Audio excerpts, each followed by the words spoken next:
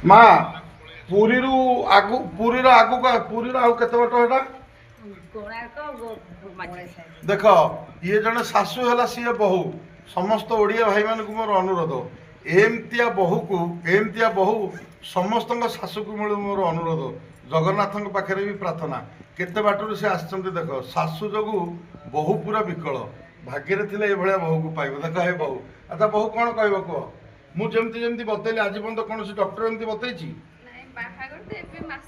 ହଁ ମାସେ ହେଇନି ଏ ଦେଖ ସେ ବୋହୂର ବାହାଘର ବି ମାସେ ହେଇନି ଆଚ୍ଛା ମୁଁ ସବୁଠି ନେଇକି ଯିବି ଭଲ କରିବି ଆଗ ବୋଉକୁ ଭଲ କରିସିଲି ତାପରେ ଆଚ୍ଛା ଡାଡିକି ମୁଁ ଆଣିକି ବେଟି ଶପଥ କରି ଗଲି ଯେ ମମିଙ୍କର ଗୋଡ଼ ନ ଭଲ ପର୍ଯ୍ୟନ୍ତ ମୁଁ ଆଇଁଷ ଖାଇବିନି। ଇ ବାପ ଦେଖ ବୋହୂ କହୁଛି ମୋ ଶାଶୁ ଭଲ ନହେଲା ପର୍ଯ୍ୟନ୍ତ ଆଇଁଷ ଖାଇବିନି ଆଉ ଗୋଟେ ଜିନିଷ ହଳଦୀ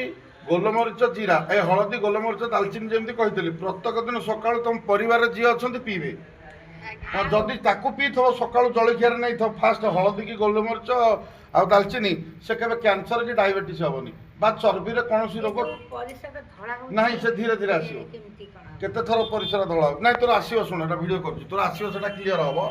ଯଦି ପରିସ୍ରା ତୋର ଧଳା ହେଉଛି ପଛରେ ଆସିବ ଏଇଟା ଆଗ କ୍ଲିଅର ହେଇଯା ଆସିବୁ ହେଲା ଆସିଲେ ମୁଁ କିଛି ପଇସା ନେବିନି ଭଲ କରିବି ଆଚ୍ଛା ମୁଁ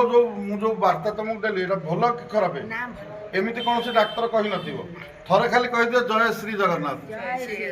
ସମସ୍ତେ କୁହ ହଉ ମା ଭାଇଟେ ଜୟ ଶ୍ରୀରାମ କୁହ ଆଚ୍ଛା କୋଉଠୁ ସବୁ ଆସିଥିଲ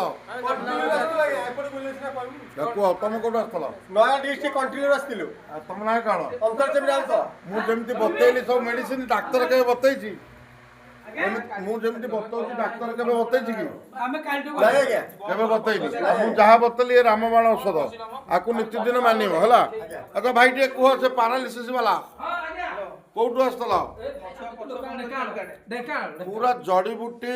ଦେଶୀ ଜିନିଷ ବତା ହବ କରିବ ପାରାଲିସିସ୍ ଭଲ ହେଇଯିବ ବର୍ଷ ଧରି ଲୋକଙ୍କର ପାରାଲିସିସ୍ ଭଲ ହଉନି ଟିକେ ଅପେକ୍ଷା କର ଆକୁ ଛାଡି ସାରିଲା ପରେ ତମ କଥା ବୁଝା ହେଲା ଥରେ ଆଉ ଥରେ କହିଦିଅ ଜୟ ଶ୍ରୀରାମ ଭାଇ